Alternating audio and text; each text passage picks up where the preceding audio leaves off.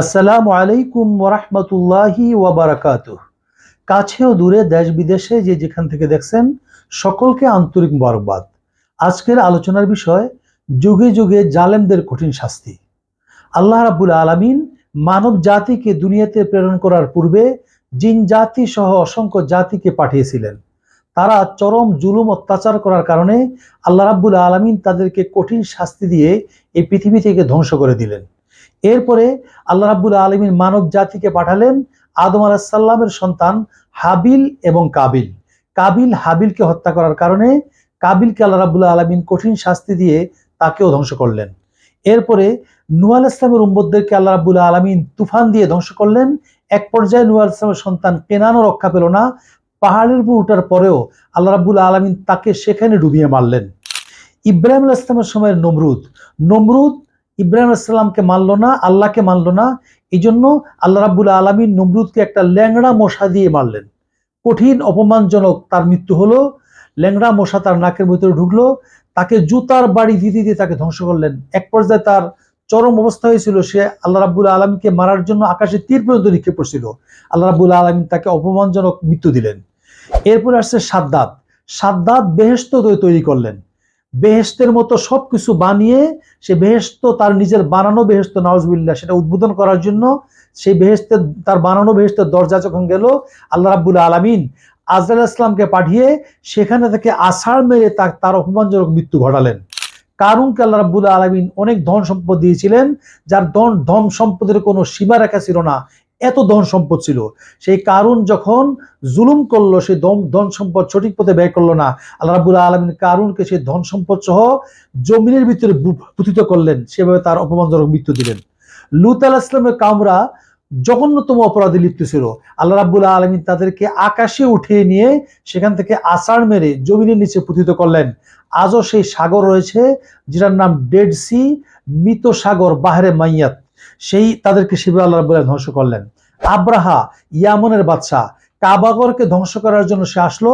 আল্লাহ রাব্বুল আলামিন ওয়াদিয়ে মুহাসসর নামক স্থানে, আরাফা এবং মুজদালিফার মাঝামাঝি অবস্থানে আবাবিল পাখি দিয়ে, কঙ্কর দিয়ে তাদেরকে ধ্বংস করলেন। এ বিষয়ে কোরআন শরীফ একটি সূরা রয়েছে, সূরাতুল ফিল, কাসপি মাকুল বলে উল্লেখ করা হয়েছে। তাদেরকে সেভাবে ধ্বংস করলেন।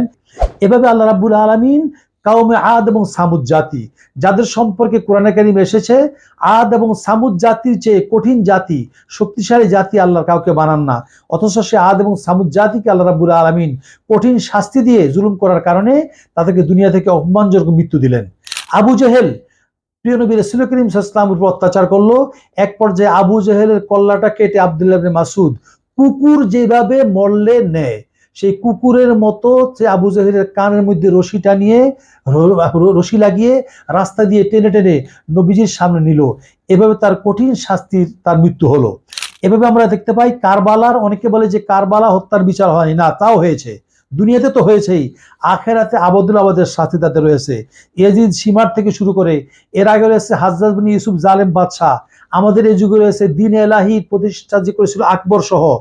যারা যেখানে যখন যে অবস্থা অত্যাচার করছে, আল্লাহ রাব্বুল আলামিন তাদেরকে কঠিন শাস্তি দিয়ে অপমানজনক মৃত্যু দিয়েছেন। কোরআনে কারিমে আল্লাহ রাব্বুল আলামিন ইরশাদ করেন, ওয়ামা কুন্না মুআযযিবিনা হাত্তা নাবআসা রাসূলা, আমি কোনো বার্তাবাহক না পাঠাইয়া এই পৃথিবীতে কাউকে শাস্তি দেই নাই। যুগে যুগে নবী রাসূলকে পাঠিয়ে দিয়ে তাদেরকে সতর্ক করা হয়েছিল, তারা সতর্ক হয় নাই, তারা সাবধানতা অবলম্বন করে নাই, তাদেরকে এই জন্য এভাবে শাস্তি দেওয়া হয়েছিল। আর নবী রাসূলের যুগ শেষ হয়ে যাওয়ার পরে হক্কানি উলামায়ে কেরামগণ তাদেরকে বুঝাইতেছে, কিন্তু তারা বুঝে না। এই জালিম শাসকরা, আল্লাহ রাব্বুল আলামিন তাদেরকেও দুনিয়ার শাস্তি দিলেন। বিশেষ করে মাজলুমের দোয়া আল্লাহ কবুল করেন। 3 শ্রেণীর দোয়া কবুল করেন, তার মধ্যে মাজলুম, যারা অত্যাচারিত, তাদের দোয়া আল্লাহ ফিরান নাই। আর কোন জালিম শাসক যখন আয়নাঘরের মতো ঘর বানায়া বা এরকম কারাগারের ভিতরে মানুষের চরম অত্যাচার করে, আমরা বাংলাদেশে সেটা দেখতে পেয়েছি যে জালিম শাসকের অপমানজনক যে তাদের পরিসমাপ্তি হয়েছে, অপমানজনক মৃত্যু তো হবেই এই দুনিয়াতে, এবং কঠিনভাবে তারা শাস্তি পেয়েছে দুনিয়াতে।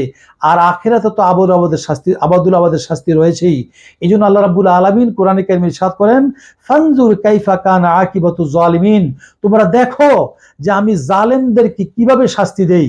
অন্য আয়াতে কারিমে আসছে, কুল সিরু ফিল আরদ, তোমরা জমিন ভ্রমণ করো, আর ভ্রমণ করবে দেখবে সুম্মানজুরু কাইফা কানা আকিবাতুল মুকাজ্জিবিন, যারা অত্যাচারিত মিথ্যাবাদী, যারা মানুষের উপর জুলুম করেছে, তাদেরকে আমি কিভাবে শাস্তি দিয়েছি, এভাবে তোমরা জমিন ভ্রমণ করে দেখো। তো আমি সকলকে অনুরোধ করব, যারা শাসন ক্ষমতা আসেন তারা এ থেকে শিক্ষা যেন আমরা গ্রহণ করতে পারি, এবং সামনের দিকে যেন আমরা কোনো প্রকার জুলুম না করি, এবং কেউ যেন তাদের হাতে জুলুমের শিকার না হয়। এভাবে আয়নাগর বানিয়ে বা কারাগারের ভিতরে নিষ্পাপ মানুষদেরকে, যাদের কোনো অন্যায় নাই, এভাবে অন্যায়কারী হিসেবে তাদেরকে সাব্যস্ত করে তাদেরকে বছরকে বছর যারা শাস্তি দিয়েছে, সেই জালেম বাদশাদের, জালেম শাসকদের শাস্তি এভাবে যুগে যুগে আমরা দেখেছি। তা আল্লাহ রাব্বুল আলামিন যেন আমাদের উপরে ন্যায় বিচারক শাসক প্রতিষ্ঠা করে দেন, আমরা যেন শান্তিতে বসবাস করতে পারি। সামনের দিকের প্রত্যেকটি শাসক যেন এইগুলি ঘটনা থেকে, অসংখ্য ঘটনা রয়েছে, তার ভিতরে আমি মাত্র কয়েকটি বললাম, এ থেকে শিক্ষা গ্রহণ করে সামনের দিকে যেন সুশাসন প্রতিষ্ঠা করতে পারে। সকলকে যেন আল্লাহ রাব্বুল আলামিন শান্তিতে রাখেন। আল্লাহ আমাদের সকলকে যেন কবুল করেন। আমিন। ওয়া আখিরু দাওয়ানা আনিল হামদুলিল্লাহি রাব্বিল আলামিন। আসসালামু আলাইকুম ওয়া রাহমাতুল্লাহি ওয়া বারাকাতুহু। إذا ما ينادي منادي الفلاح